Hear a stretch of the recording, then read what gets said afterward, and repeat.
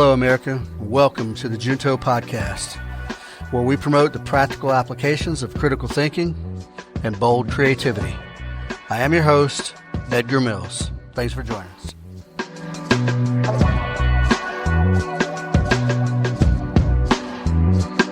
Hello, good people. Welcome to episode 42. I appreciate you guys for sticking with me. In today's world, the social medias, the news, everything we see, everything is very, very, very divisive. There's extremes on either end that seem to be the only things we get to look at. And thoughtful, objective debate and just discourse seems to be lost. Seems to be. I'll tell you now, I spent a 25-year career being very disagreeable and, confrontational. I was an angry guy, had a chip on my shoulder most of my young adult life. And I was real quick for an argument. And I'm not saying my years in the 82nd kind of that's what one of the things that drew me to the Army was that I wasn't up for polite. The guy was telling me what to do, then whatever. That's what it was. There was no debate about it really. As I went up in the rank a little bit, I started asking a lot of questions about why. But I wouldn't say I was a good. I mean, I can argue with somebody, and I guess in terms of win or lose, I can win an argument, with sarcasm and intimidation a little bit or whatever. But that's not. Well, one, nobody wins, and nobody really wins an argument, I guess. And two, the point of debate isn't winning or losing necessarily. Well, no, I mean, I guess it is, but if you're on a debate stage, right? If you're a politician on a debate stage in an election cycle, yeah, you win or lose. But what I'm saying here is that with normal humans in a daily life, arguments and debates shouldn't be for win or lose, but literally to find a way forward, So, yeah, we're going to talk about those things. And I feel kind of compelled. We're going to explore some of the ICE operations up there in Minneapolis and these two recent shootings and try to figure out, get some understanding on those. From my perspective, of course, everything is just opinion, good people. And it's opinion that I think is founded in objectivity and reason. I did a blog, I don't know, last year and a half ago, objectivity and political discourse, and talked about this stuff. How, well, one, when you're debating or arguing or having a conversation with somebody in differing opinions, one, you need to have verifiable facts on your side. Verifiable facts, not analyzed facts that you added in your feelings of why or how a thing happened. But yeah, to start with, you need to have verifiable facts. And then the next thing, I believe, when you're having these discussions or arguments or debates is trying to avoid emotional bias. And that's very difficult. It's very difficult, I know. Telling some people to suppress their emotions is like telling you to go run 100-miler. Like it's without it's just insane. Some people they're emotional people, and it's okay to be emotional. But when you're talking with someone else who isn't exactly like you, and you're trying to get somewhere, right? If you're trying to come to some level of agreement, you've got to keep the emotions down a little. And you need to be able to see reality as it is and not as you want it to be. Everybody has a view of a perspective, I know, but there is an objective reality out there. And depending on the topic at hand, you need to be able to see that objective reality. And then, of course, for me, I believe everything should be analyzed through the filter of individual rights. Yeah. Everything always goes through that filter first. Does it violate individual rights or not? If we have the capacity to understand that everyone, whether they consciously or subconsciously, act out of self-interest, everyone does. The most selfless human being on the planet has to act, and there has to be a certain level of self-interest, even if it's just to stay alive, right? At some point, you have to go eat. At some point, you need a drink of water. And that, on the most base level, is self-interest. But then as we add layers and layers and layers of social and cultural complexities on top of that, people still sort of act in their self-interest. And if it's rational self-interest, right? If it's well thought out and there's a purpose in it and it's not coercive or it doesn't violate someone else, then that's good and that's right.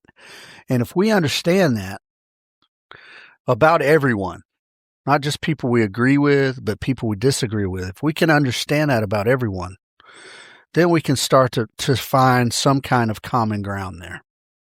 Now, you guys know I love the Stoics.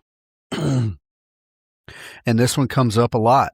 But Marcus Aurelius said that we can't control outside events. We can only control our reactions to them. And Epictetus said, it's not what happens to you, but how you react to it that matters. So there's, even back then, not even, everything we do comes from something that has a foundation, a history, and debate. I think back as far as the Stoics, they had very good roadmaps for how to behave. But using those Stoic philosophies, if you're having a heated debate about whether or not ice ought to be in Minneapolis or wherever, you have to take a step back,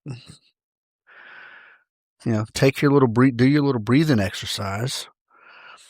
And then you have to have a meaningful response that has a foundation and some kind of value system, some kind of,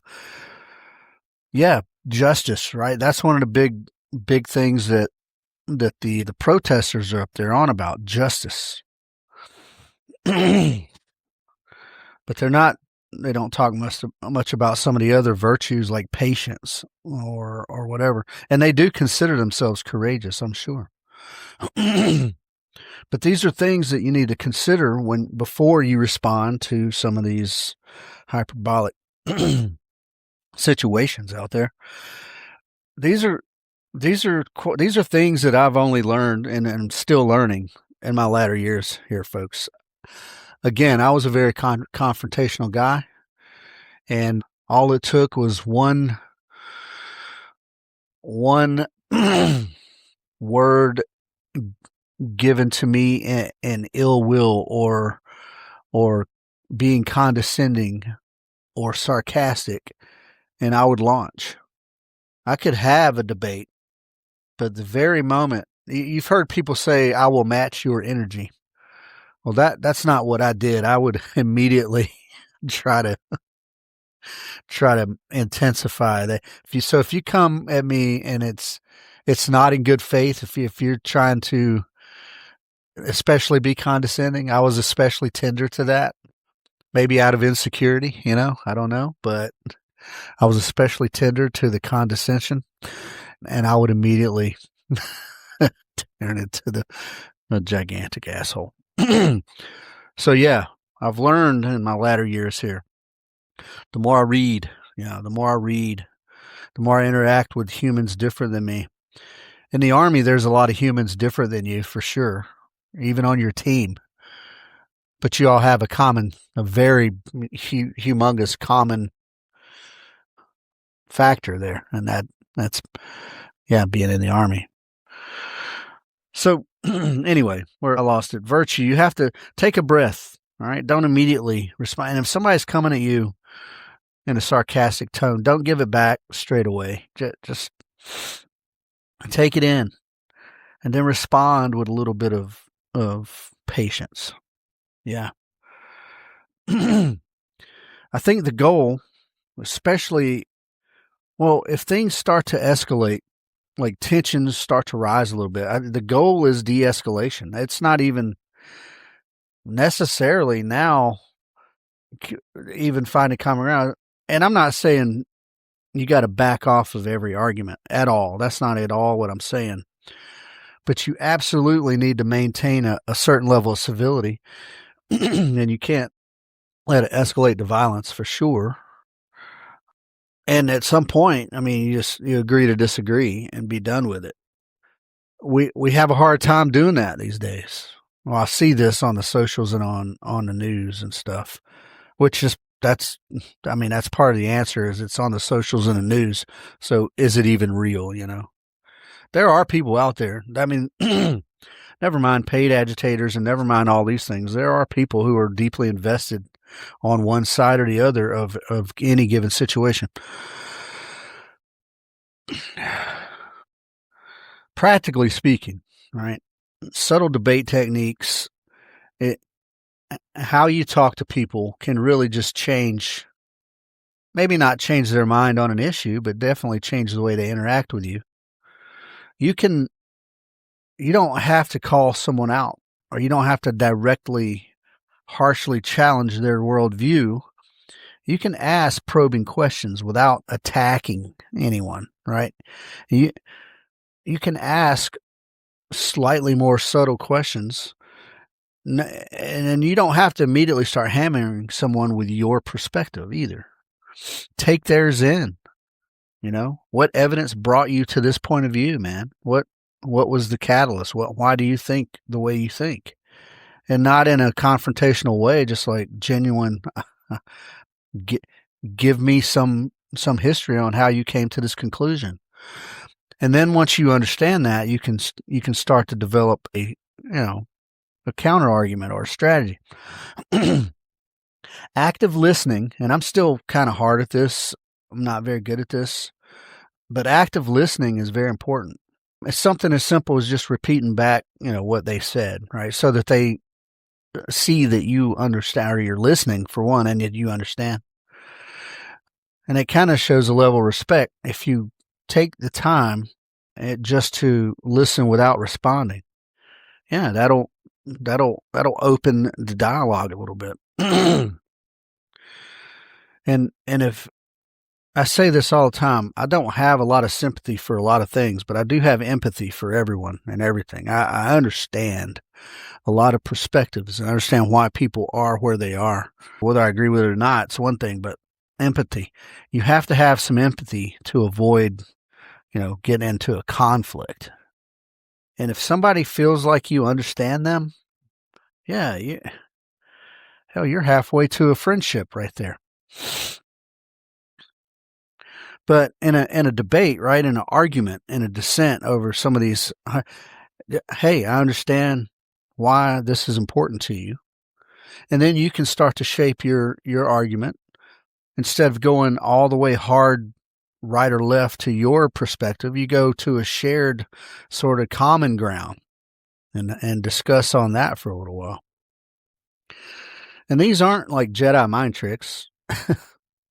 They seem that way, but they're not Jedi mind tricks. It's just tools to build a connection with someone, a real connection with someone. And if you call yourself a Christian, then it's kind of, these tools are kind of rooted in compassion, right?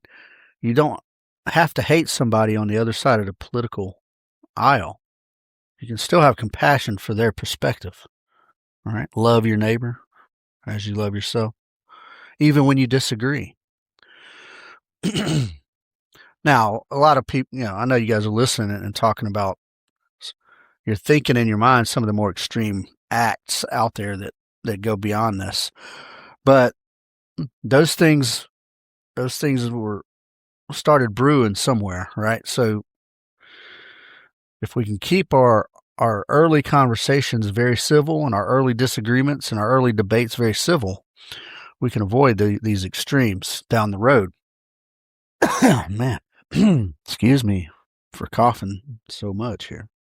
So if you spend time on social media, yeah, your echo chambers, they amplify the extremes. And in some cases, it's turning average citizens into enemies. Now, here, listen to me when I say enemies. I've said this before on this podcast, and I'm going to continue to say this. Enemy is a strong word. We have, in the modern day, allowed words to be manipulated, to lose their true meaning, to lose effect. But I'm telling you right now, enemy is a strong word. And no average citizen is enemies with any other average citizen, no matter what you think. Unless you're a psychopath willing to go murder your enemy and his whole family and bloodline, then you're not enemies. You just disagree. Please don't minimize the power of words, good people. And a good example of that is the left like to use the word Nazi. They love to use the word Nazi. Everybody's a Nazi. Or racist. Everybody's a racist. And it just, after a while, loses its juice. And then nobody gives it any credence. In the modern political climate here, now, so what we're talking about today is the ICE stuff, right? The immigration and the methods in which it's being enforced and the outcome, the consequences, whether intended or unintended, and all these things. On one side of that aisle, you could say, I guess, the left, who is prioritizing illegal immigrants essentially over citizens. Borders are imaginary. There is no such thing as borders. No human is illegal. Leave them alone. Everybody should come in and be paid for.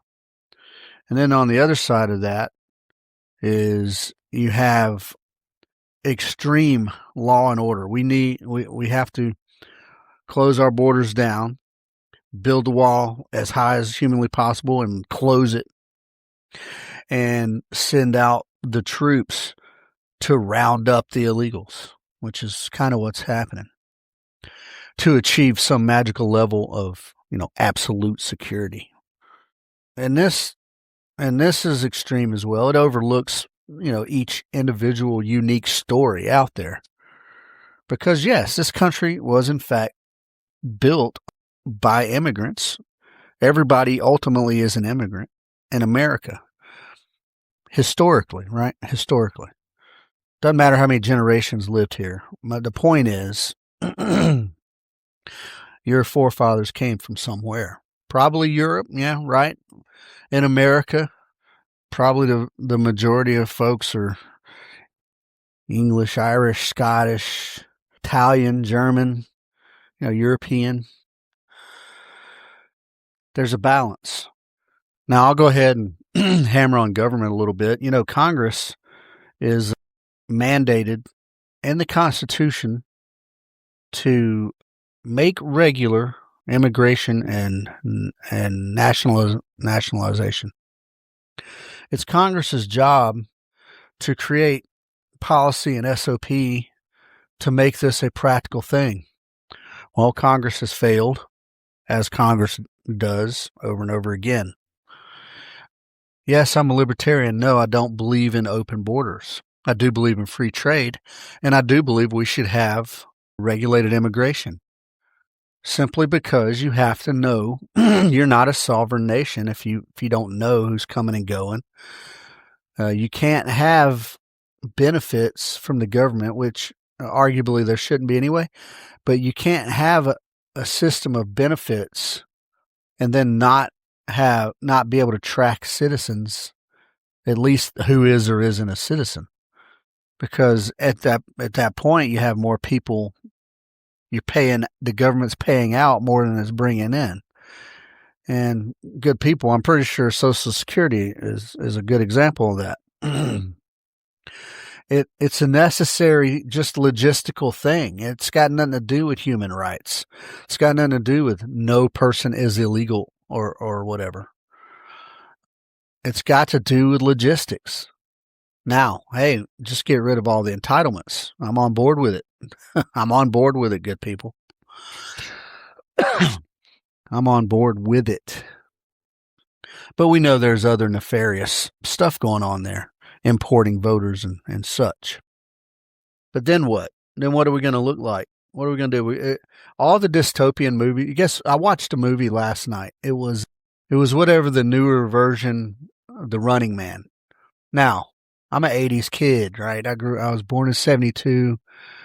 All the action heroes of the 80s, Arnold Schwarzenegger and Stallone and all those. Running Man, it was pretty good. It was awesome. I liked the storyline, the whole thing. The new one I saw last night, they tried to set it up. You could see that it may have had a little bit of a lefty spin on it. A little bit.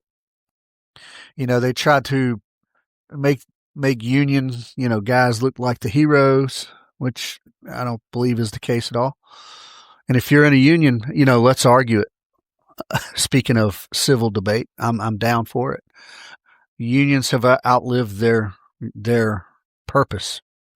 And in my opinion, unions now are just another lobby, just another centralized authority to suck money out of those it professes to help. Yeah. Anyway, I didn't think it was that great.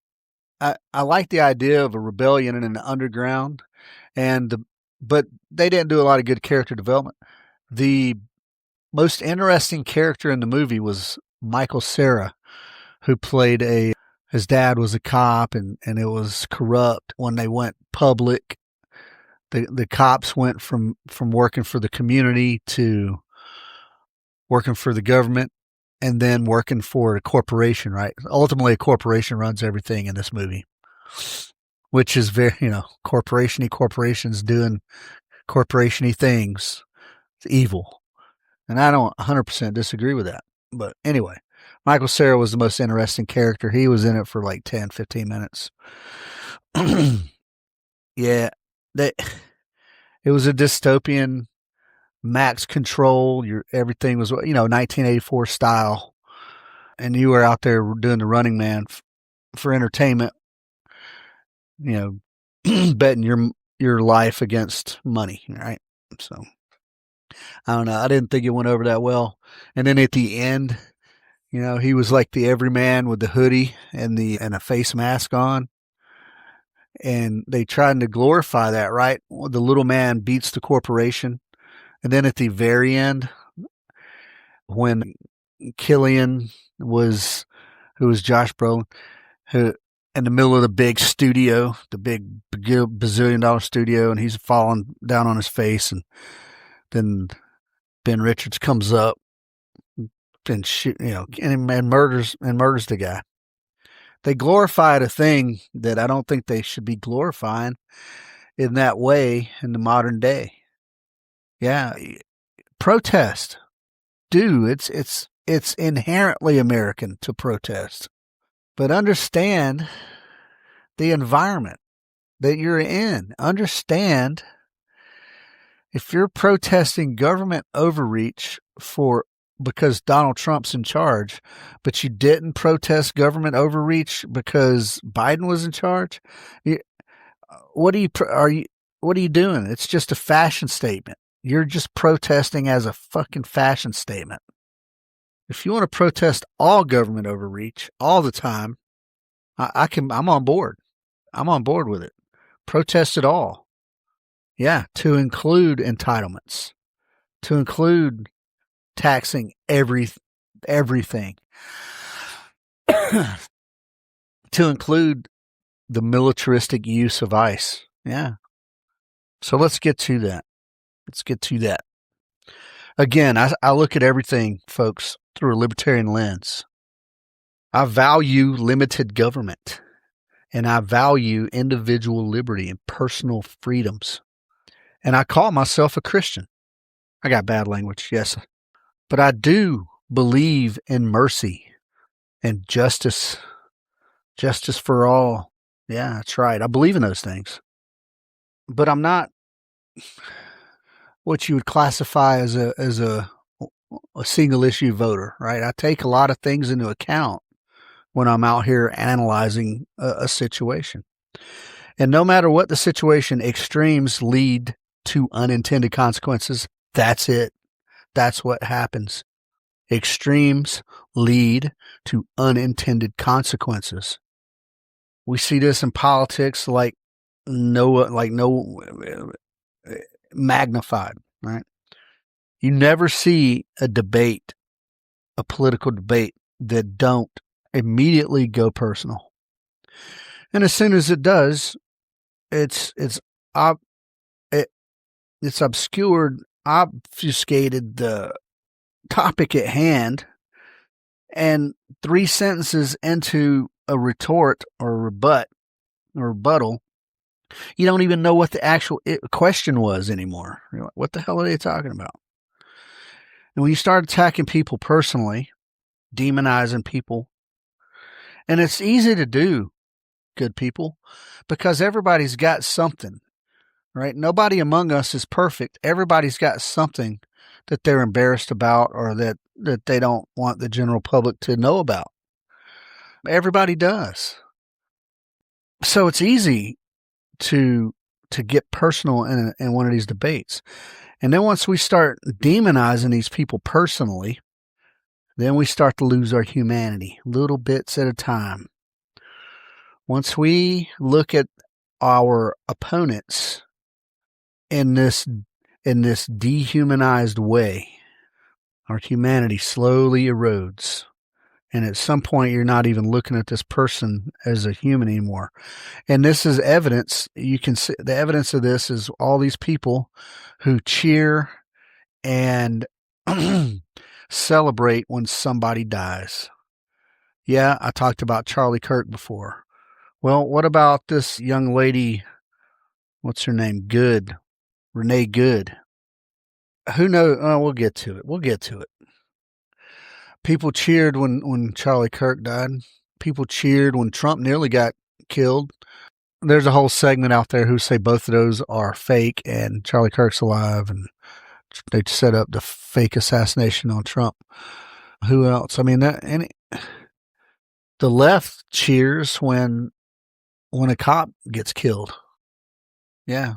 Well, a segment of the left. I'm saying a segment, right? The extremes. They cheer when a cop or someone gets killed, and then just slam dunk him for he shouldn't have been out there doing blah blah blah anyway. And then and then the inconsistency and the structure of your belief it falls apart. So when we're talking about these things with other people who may or may not disagree with us, we should consider some things. The words we use. Words matter. Yeah, they do. And then we should consider what we're delivering. Now, I deliver opinion, folks. That's what I'm delivering to you right now. If I say something's a fact, I've checked it most likely, or it's been proven to be a fact. But most of the stuff I'm delivering is opinion, and I'll tell you it's opinion. But let's look. So, all that's going on in Minneapolis right now with I think it's Operation Metro Surge is what it's called. And all the news, they're reporting on all these things. And there's a lot of immigration arrests. And that is sparking protest. But I'm going to draw comparisons here for a sec. Hold on. So, you got the protesters out there. We want ICE out of our city. Disband ICE. Yeah. And then when the unintended consequences, well, it depends, I guess. It could be intended. From a more nefarious, centralized perspective, they could They could be trying to get these results. So there's been 2 shootings in the past couple weeks. And the first was Renee Nicole Good. And with the news, because most outlets are left, they, you remember they were showing the picture of her, 8 or 10 years ago, all innocent and pretty and this and that. And they talk about she was a mother of 3 who loved singing and writing poetry. And she was shot and killed by ICE. Is that meant to be misleading? I mean, are those true things? Yeah, they're probably true things. Maybe she definitely was a mother, and she maybe loved singing and writing poetry. And she was indeed shot and killed by ICE. But it's definitely crafted to... And then her wife, Becca, shared a heartfelt statement about the profound loss. Well, from a different perspective on that, folks, you could say she was out there agitating, what do you call it, interfering with official operations, and that her wife, Becca, was instigating the incident while videoing it on video camera saying, "Drive, baby, drive," or whatever. And you can see the lead-up video to where she's antagonizing these officers. Now, I'm not saying that to say anything except there are 2 sides, the he said, she said, but there are actually 3 sides, right? And then there's the reality. And you can argue that the ICE guy acted too aggressively. Is it possible that he could have just stepped out of the way? Is it possible? Well, because he's allowed under the rules of engagement to shoot her, does that mean he should have?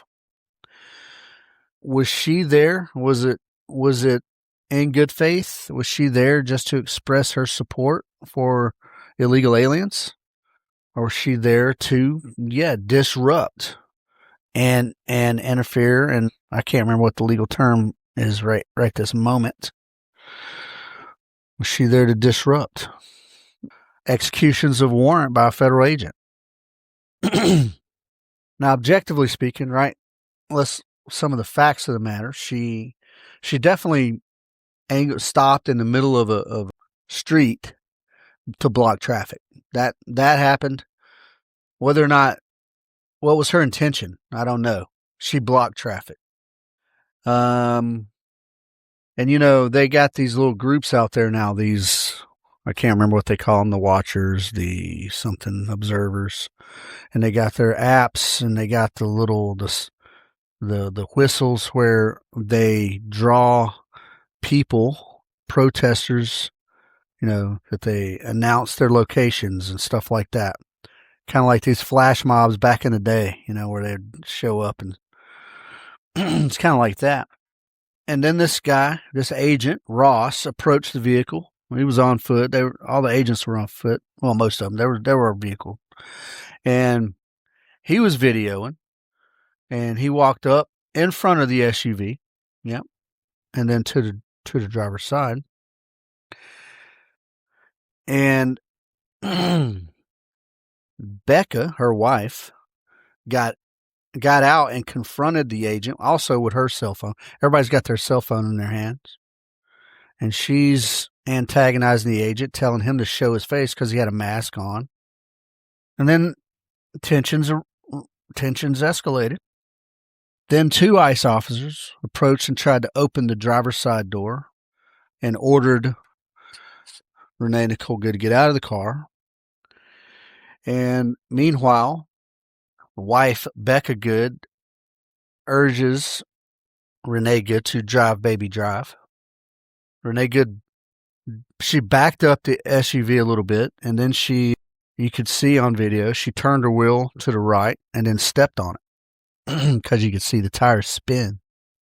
And on one of the videos, you can see that she clipped Agent Ross, the ICE agent, and and then it shows he drew his gun, fired 3 shots into the windshield while angling off to his right, and then through the driver's side door or window, and then she crashed into a pole, telephone pole.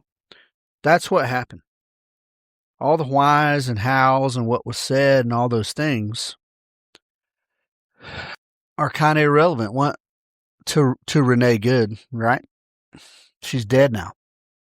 Did she have a right to be at a protest? Yeah, for sure she had every right to be. Was she willing to die for immigrants? I mean, I don't know. Was she all in for protesting ICE? At what level of commitment do you think she had? Did she have a realistic perspective on what might happen? What are the possible outcomes here of what I'm doing? Or was she caught up in a moment emotionally, and with her wife urging her on, egging her on to? Now, as far as blame goes, I put a lot of it on the wife. Yeah. So I think legally the guy was legally within his rights to shoot her if he thought that she was trying to run him down. I think, tactically speaking, he probably could have de-escalated. That whole thing could have probably not been escalated, but that's not what the norm is right now with ICE. They're going out there to escalate tensions, it seems, which begs the question, are they diverting from something else? Who knows? But I don't see a lot of de-escalation going on the videos. And I'm an armchair quarterback. You know, I'm not in the moment. But if I'm one of, say, 10 agents who are surrounded by a mob of 100 people, I'm probably going to feel a little vulnerable. And so there's a lot of factors. Yeah, a lot of factors. I don't think she needed to be dead.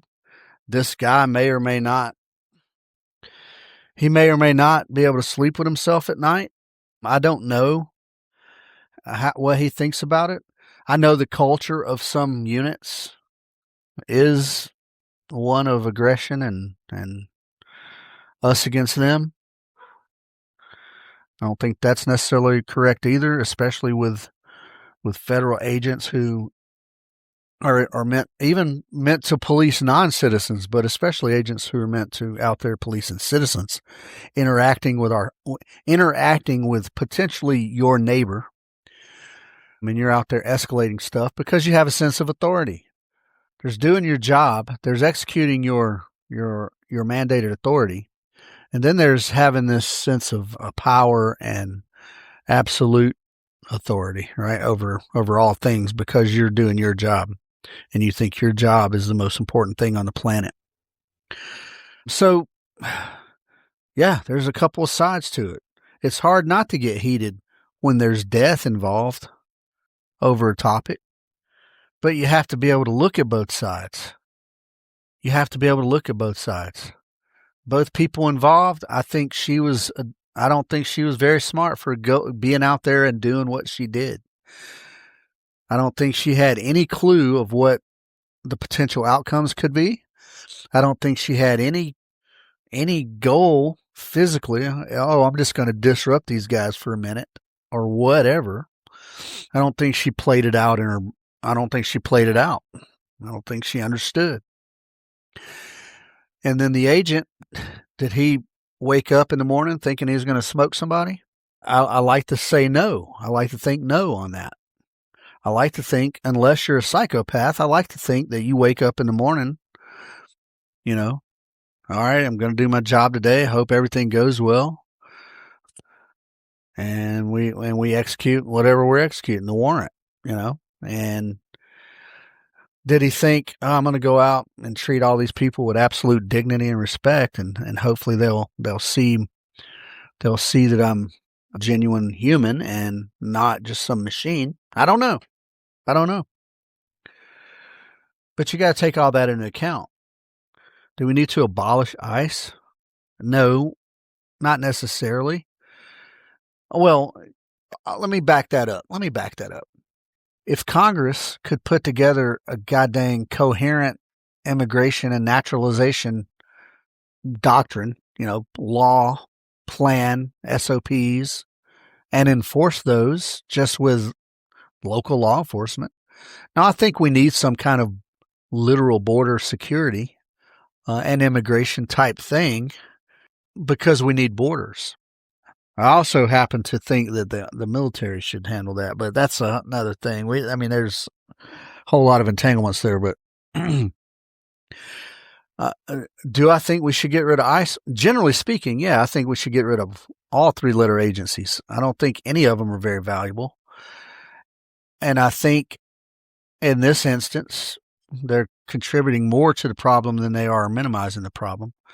Now, that being said, how many did they roll up? Did they get the number of people they meant to get? Did they get whoever was on the warrants from that?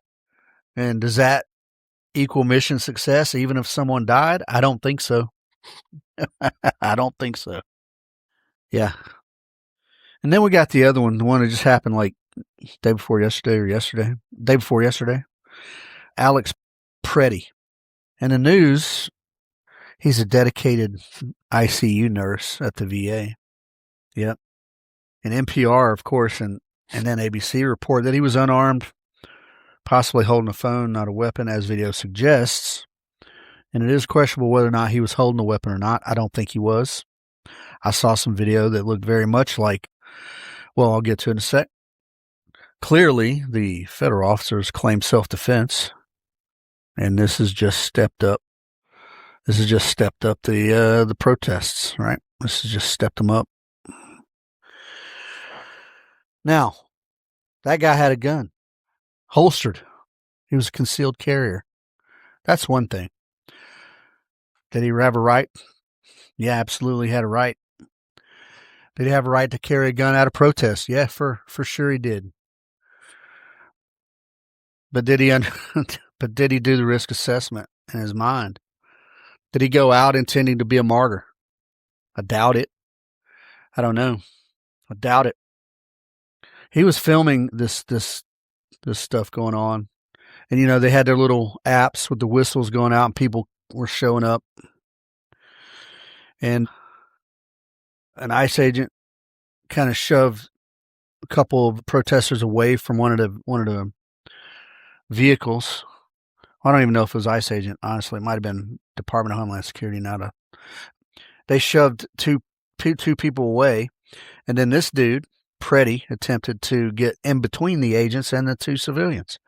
So he's a self-appointed protector of the protesters and a dedicated nurse at the VA. And then one of the agents sprayed Pretti with a pepper spray. And then on one of the videos, it shows him holding his phone in one hand and he raised the other hand up to kind of shield his face from the spray. And then at that point, 7 agents grabbed Pretti and wrestled him to the ground. And he, of course, resisted, and they pinned him down. And the guy with the pepper spray was hitting this dude with the pepper spray can. And while he was on his knees and restrained, now not restrained in cuffs, restrained with his arms pinned by some of those, handful of those agents, one agent pulls Pretti's gun from his holster. Yep. So he was essentially disarming Pretti. And somewhere around 8 seconds after that, an agent yells out about a gun, right? And the agent who pulled the gun out moved away. And then another agent unholstered and started blazing. Fired one shot into this dude while he was still being held down, restrained. Well, 4 shots, ultimately, that guy shot. And then another agent, the one who had the pepper spray, drew his firearm and fired 6 shots into this dude. Now, DHS says that, well, all it says was approach to U.S. Border Patrol officers with a 9mm semi-automatic handgun. I approach everybody every day with a 9mm semi-automatic handgun. That's what I carry, right? He was not wrong for that. He didn't have it in his hand. They didn't know that guy was armed until they had him down on the ground, scuffing him up. So another angle on that is that the agent who disarmed Pretti with Pretti's gun had a negligent discharge, which was the one shot heard first. And then one of the agents drew and pumped 3 into the guy, and then the other guy drew and pumped 4 into the guy. So now I'm inclined to believe this, and I'm inclined. I'll go back and do a little more in detailed research. I didn't mean to make this a Zapruder film analysis here. I'm just saying one angle on this is that negligence from the agents, not just abuse of power and authority, but negligence, caused this dude to get shot. And I'm inclined to believe it, good people. I'm just inclined to believe it based on what I know about officer training. Yeah, based on what I know about officer training. All right, so the Pretti, what was he doing out there? Did he have every right to be there? Yeah, he had every right to be there. Did he have any right to step in between a DHS agent who was dealing with other people? Well, no, not really, right? Not really. He became the self-appointed hero of the day. Did he have a right to have a firearm on him? Yeah, absolutely he did. I think he was a licensed concealed carrier. Now, the fact that he was carrying a SIG, that's a whole nother. All right, anyway, I'm not making fun of this guy's death at all. I'm saying the SIG could have went off by itself. That's all I'm saying. All right. He had every right to carry that SIG. Now, let me tell you what one of the news stories wrote, or what I read on some of the things. They said that he went there. They tried to tell you his intent, that he went there with two extended capacity mags, and it had a red dot optic on it. So he meant to engage at long range. So he was prepared for a long range shootout because he had 2 mags and an optic on his gun. The only reason my gun doesn't have 21 rounds is because it's a Glock 19 and only carries 15 round mags. Modern handguns, there are some out there with that capacity. Hey folks, one sec. All right, good people. Sorry about that. Where was that? Yeah, right to own a gun. That guy had every right. Yes, he did. Every right. Let's see. Had a right to be there. Yes, he did. Did he have a right to interject into DHS, Border Patrol, ICE operations? No, not really. Legally speaking, no. And this is, and look, I'm going to always draw the distinction between, well, legally don't mean morally right.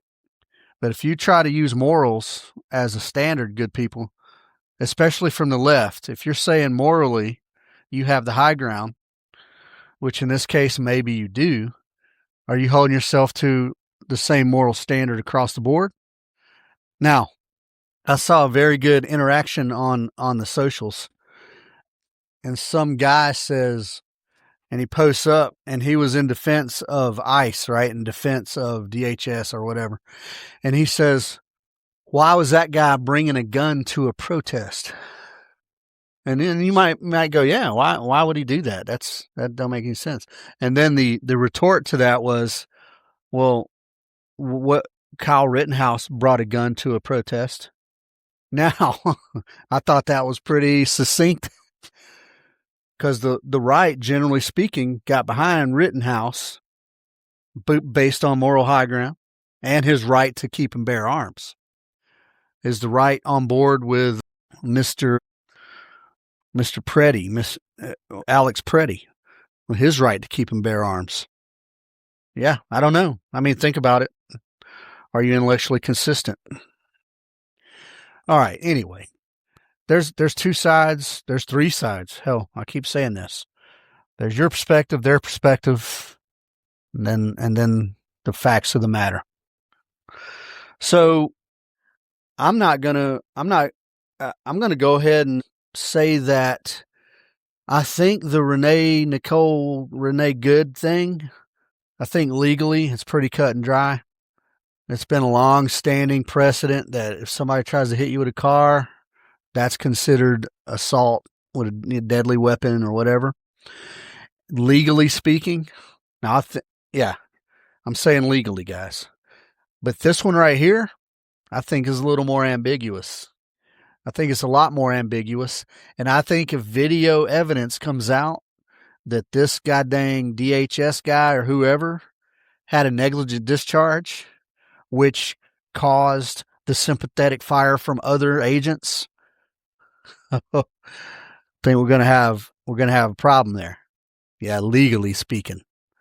And somebody might get charged with murder or whatever you want to call it. No, I don't know what the charges are. I'm not a goddamn lawyer.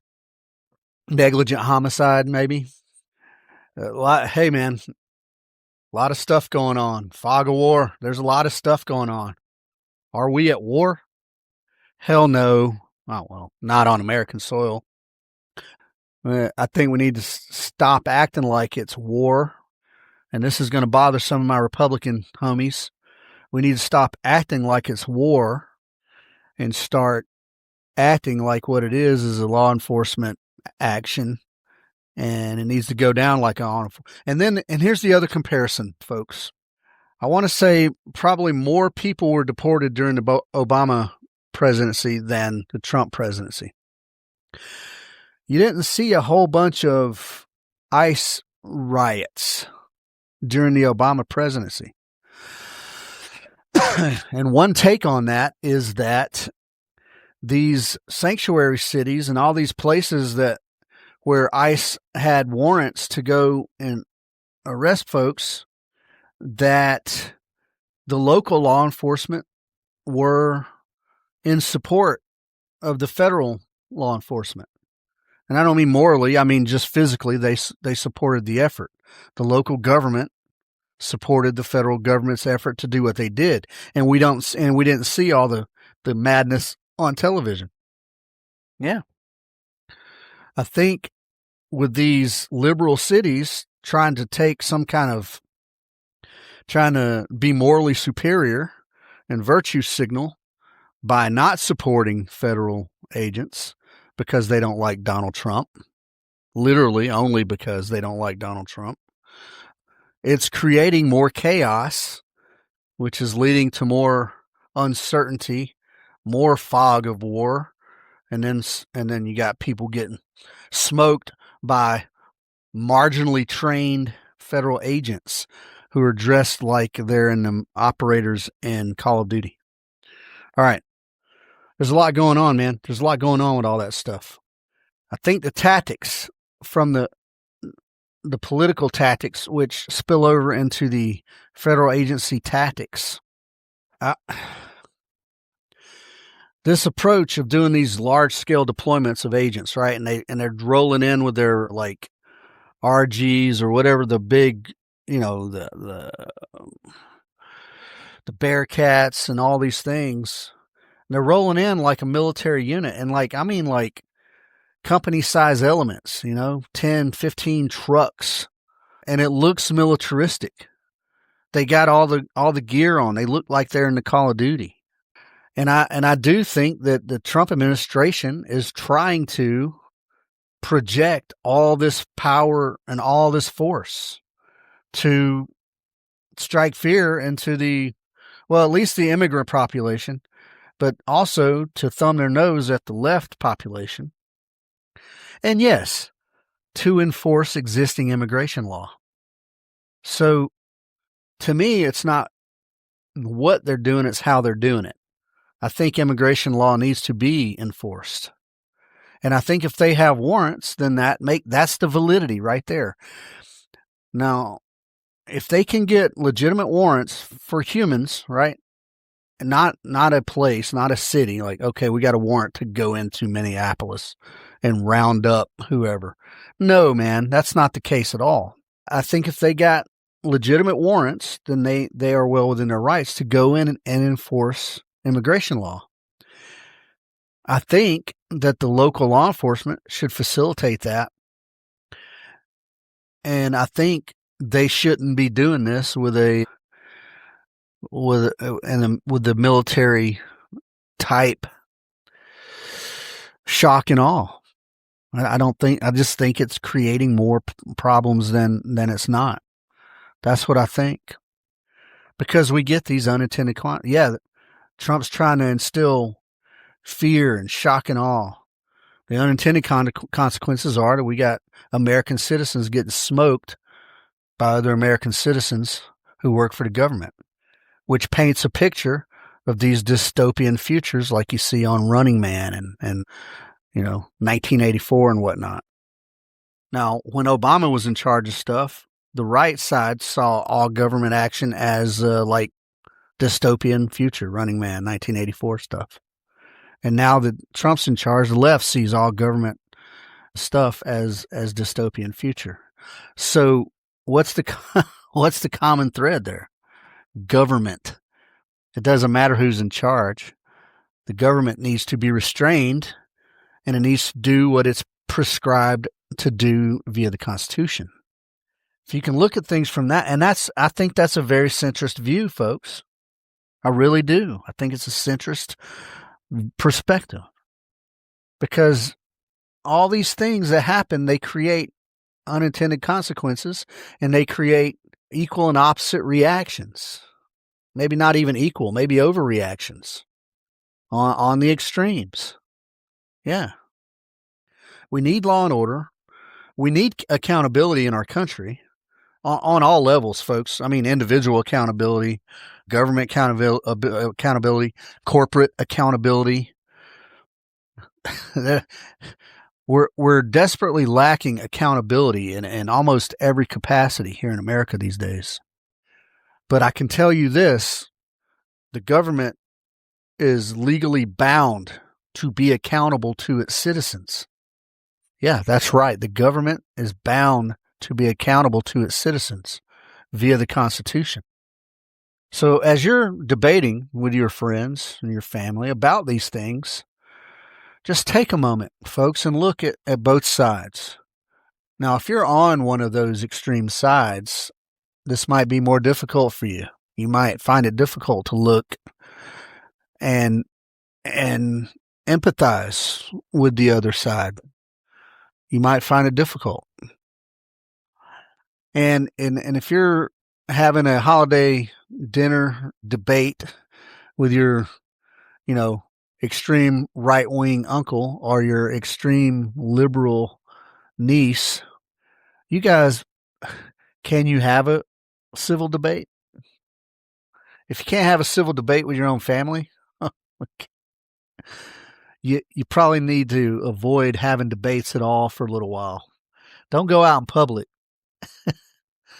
And if you get a little more irrational just because it is your family, and you feel like you have a little more leniency with poor behavior, reevaluate that, because you're probably treating your family kind of wrong.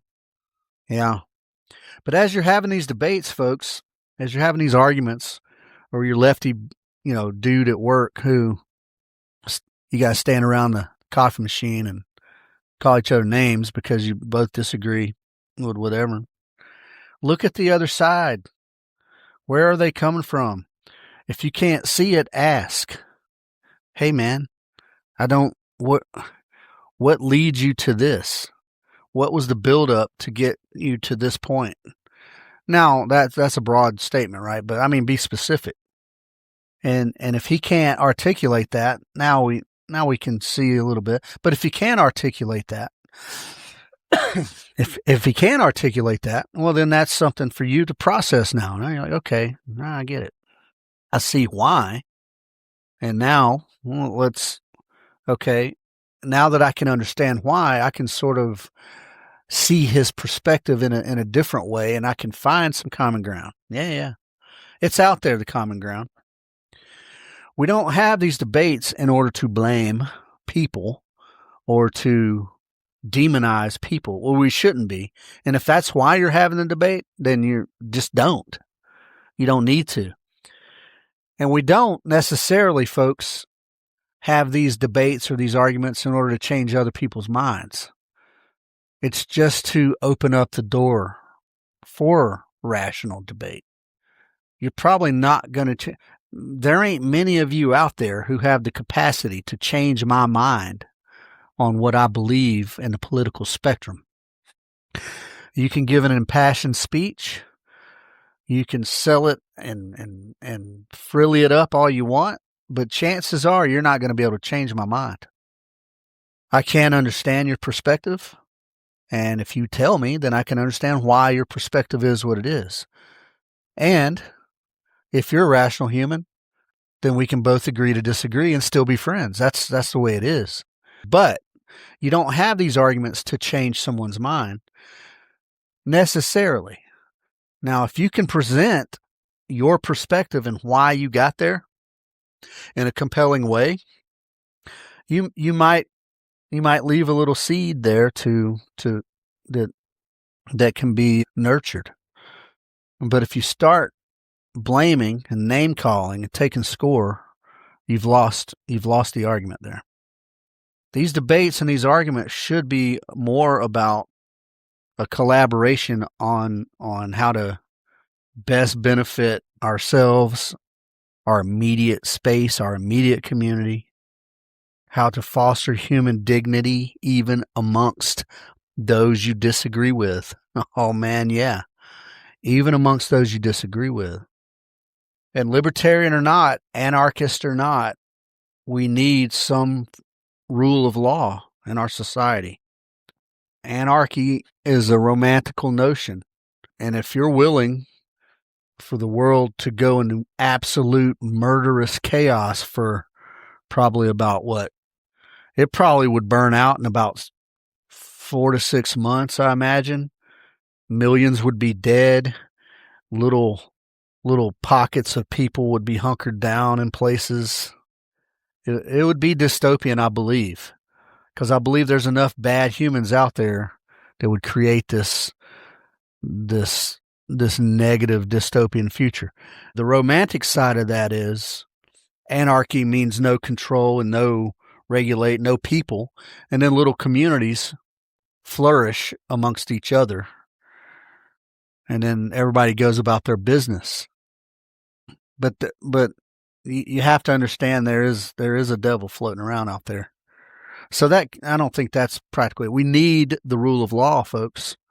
As much as some of you want to hate on the cops, we need law. Now, I think policing should be done at the lowest municipal level possible, and I believe it should be headed by elected officials. And I mean locally elected officials. And if some police chief ain't doing the right thing, and his department ain't doing the right thing, then get his ass out of there and let's elect someone who will do the right things.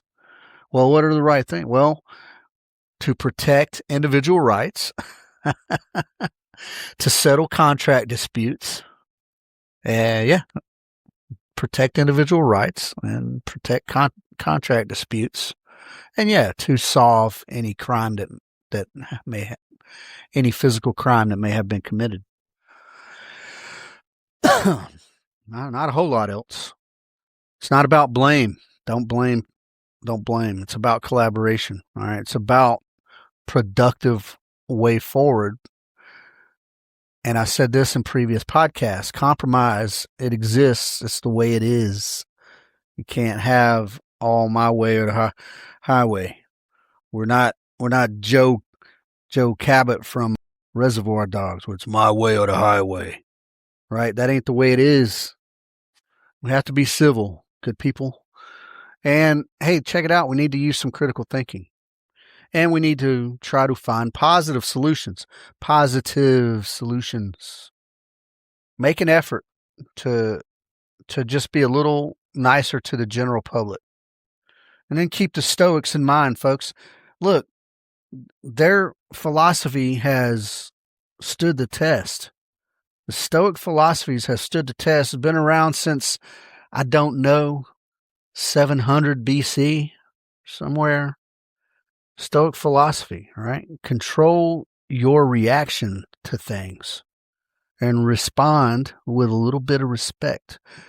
Treat each other as co-equal fellow humans, not one better or lesser than another.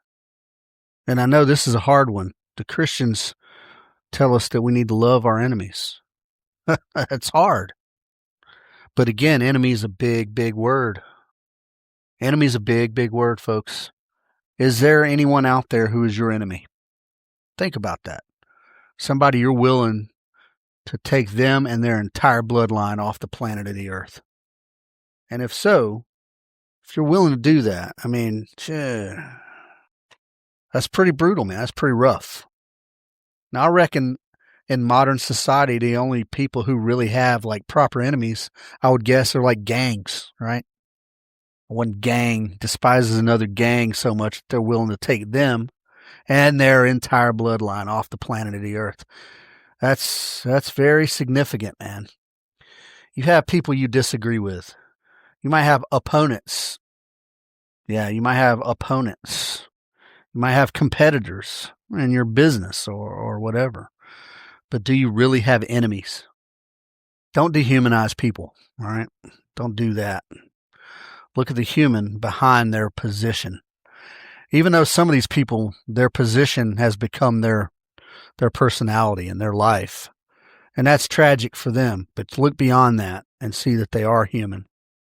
And just like with these two shootings, question the sources, right? Because Renee Good liked to write poetry has nothing to do with the situation at hand. So be objective and question the sources that you read these things from, and just pick out the facts, right?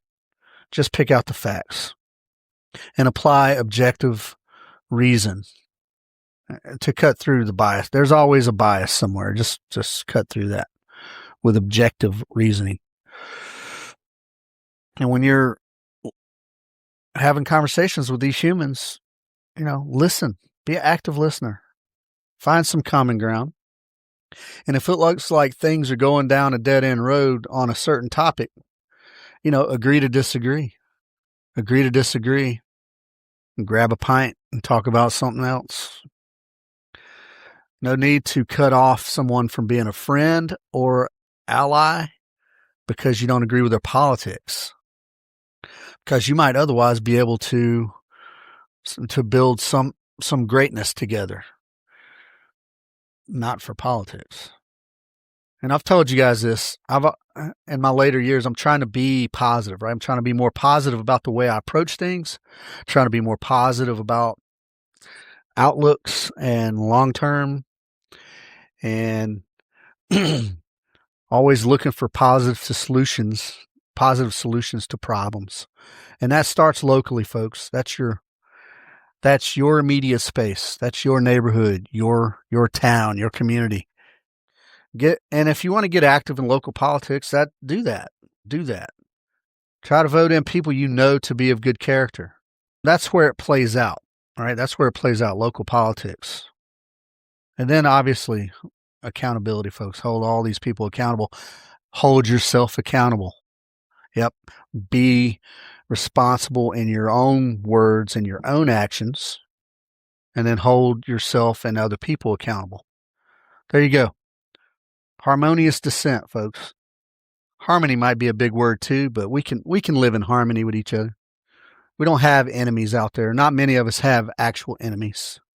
Just because the parties are divided and the extremes are divided don't mean we have to be.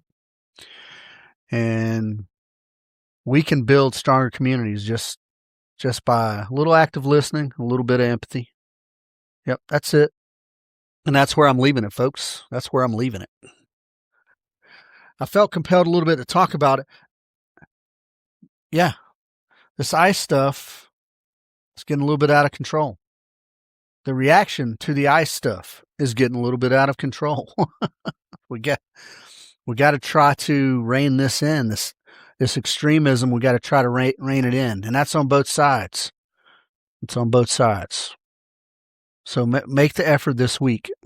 If you're not a nice person, if you're not a friendly person, I'm not a friendly person necessarily. Make an effort to be a little kinder to folks this week.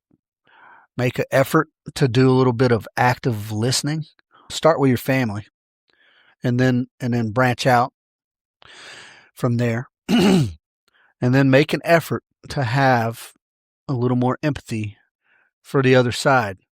Now, don't start with your family now. Start from the farthest extreme from your side and try to really empathize with the human, not the platform. I'm never going to agree that a commie is correct.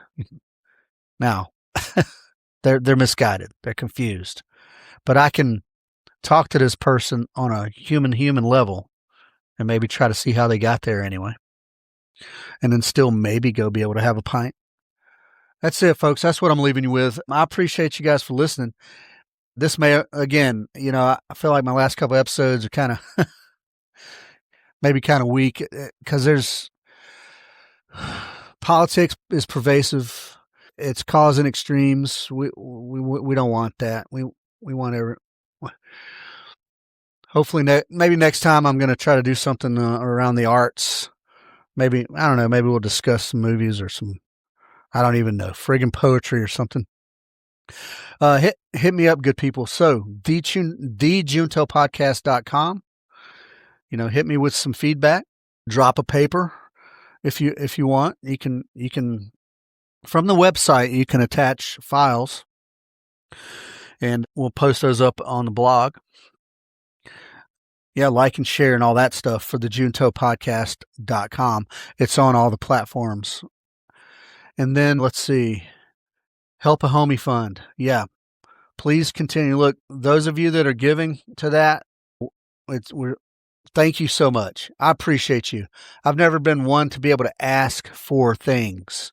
I've always been, I guess, what you might say, fiercely independent or prideful and all that stuff. But I think now I'm asking you for things in order to help other humans. I mean, those things, money really, but we're not at the capacity right now where we can take stuff as far as donated clothes or things like that. But one day we might get there. At any rate, Help a Homie Fund, right? That's givesendgo.com/help a homie fund. And that's just my so far best effort to be able to be charitable at the ground level, which is where I do business. Okay. Thanks for listening. Please follow all the other stuff, ospreyshootingsolutions.com, twoteamguys.com. And please give me your feedback on things and also suggestions on topics. Okay. Good people. Take care. Be careful through this cold weather thing we got going through here. Bad weather, ice and snow and whatnot. Be careful out there and love your family. All right, good people. Take care. I love you.